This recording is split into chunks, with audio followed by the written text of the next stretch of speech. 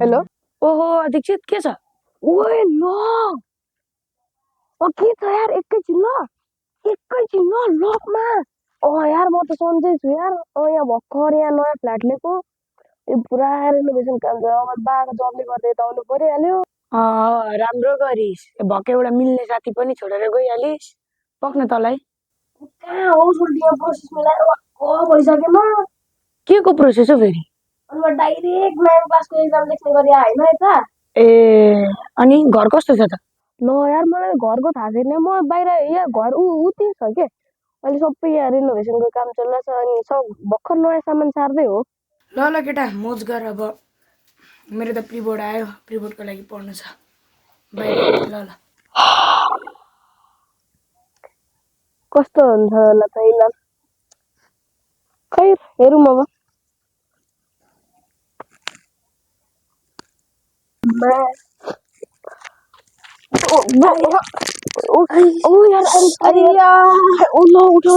केही भएन नि तिमीलाई?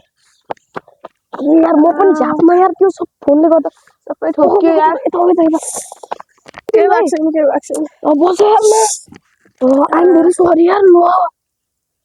ल साथी यार तिमीलाई तिमी त नयाँ नयाँ देखिन्छौ त यो टोलमा। नयाँ हो म। त्यो रामचन्द्र अङ्कलकोमा बस्ने आएको तिमी नै हो? ठ्याक्कै चिन्यो तिमीले।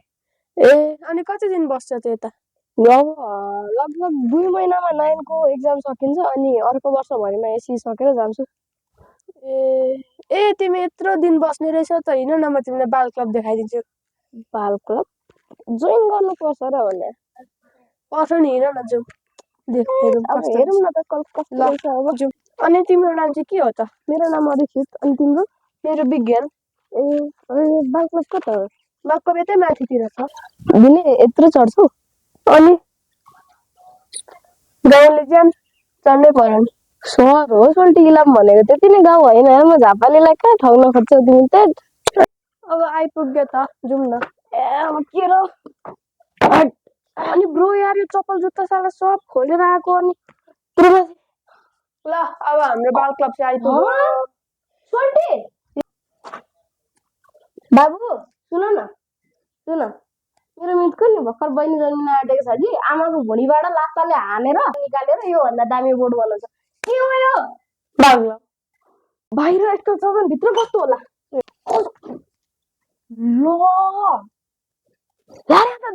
ल यो खेलाउने के हो? यहाँ बाल क्लब भन्नेमा 2 वर्षका बालबालिका राख्ने को खेल्छ यस्तो?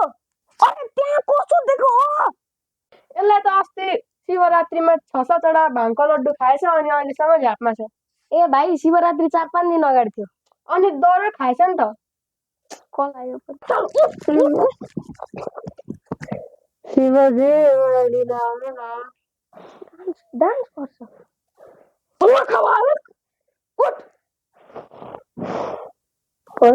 कस्तो प्राणी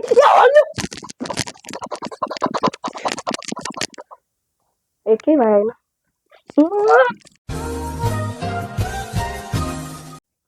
मलाई कुट्यो। ब्रो मलाई चाहिँ के को रोल दिन्छौ त यहाँनिर? अध्यक्षहरू उपाध्यक्षहरू चाहिँ छन्। अध्यक्ष र उपाध्यक्षहरूले चाहिँ नगरपालिकासँग बजेट मारेर यतात्यता हेर्छन्। तिमीलाई चाहिँ अब सचिवको रोल दिउँला न। अध्यक्ष र उपाध्यक्ष काम चाहिँ के हो? अध्यक्ष र उपाध्यक्षहरू चाहिँ बालबालिका छन्। तिनीहरूले चाहिँ भ्रष्टाचार नहोस् भनेर यतात्यता हेर्छन्। अनि केटाकेटीलाई?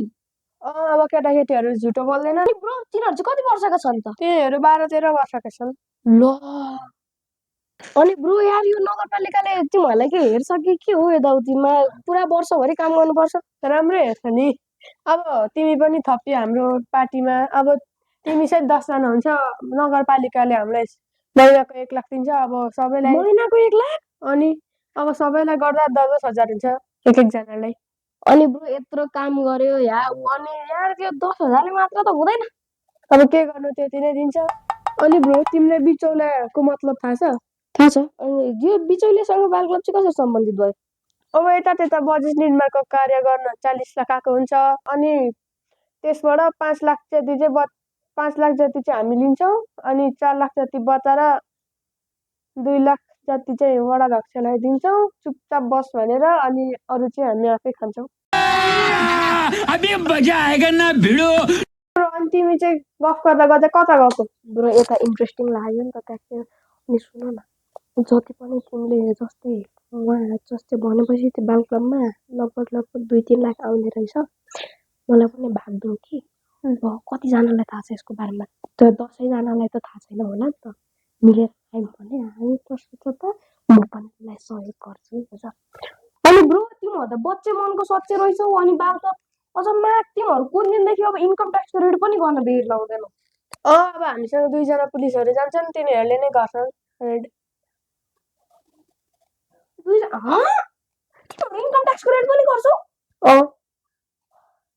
कसले गर्छ भन्न त? अध्यक्ष, उपाध्यक्ष, सचिव, सचिवले गर्छ।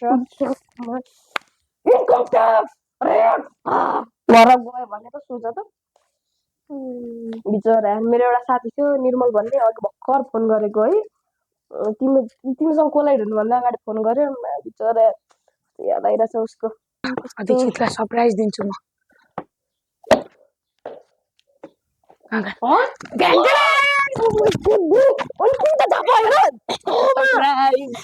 भने होइन तिमी त? सरप्राइज। अनि कहिले आएको? अनि तिम्रो त सेन्टर छ भने होइन? प्रिबोर्ड सिफ्ट भयो नि, पोस्टपोन भयो। ल रोइ लाग्यो। कति दिनको छुट्टी? छुट्टी त जति दिन पनि भन्दा हुन्छ, जे अब 1 महिनापछि मात्रै प्रिबोर्ड। रोइला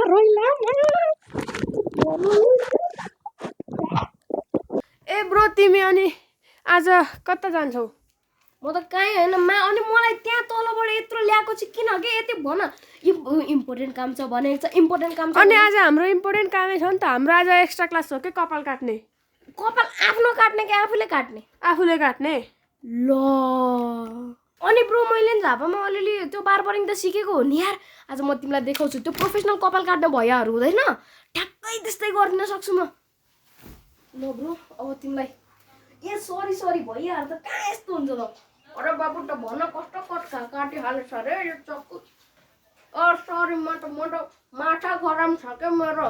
मैले बिर्सेँ कि हाम्रो टिचर भरे आउँदैछ। त ठिक छ म तिमीलाई यस्तो स्केलले हालिदिन्छु। अरे बाबु त तिम्रो यो झरिहालेछ अरे। ल भन कस्तो कट काटेछौ? कस्तो कट काटेछौ रे? स्लोप काटिदिनुहोस् न। स्लोप कस्तो हुन्छ?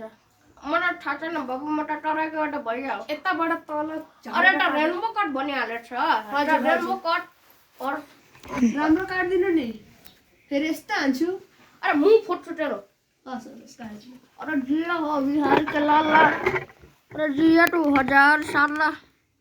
अरे कस्तो ब्लेड मात्र काटिहालेछ रे। अब कैँची छैन, कैँचीले तिम्रो खुकुरीले चाहिँ नकाट्नुहोस् नि। अबे बाबु कैँचीले काट्न हुन्छ त? अहिले भरे टिचर आएपछि सिकाउँछ नि कैँची। अहिले त प्र्याक्टिस मात्र होइन, हाम्रो बिर्छौ तिमीले ब्रो। झ्याम दिनुहोस् त। ब्रो तिम्रो फोन आइरहेको हो? रहेछ। हेलो, ए इन्कम ट्याक्सको रेड? आज पुलिसहरू त छैन, तल झापा गएको छ। तर पनि होस् मै आउँछु। नयाँ सचिव पनि लिएर आउँछु नि, उसले गरिहाल्छ नि रेड।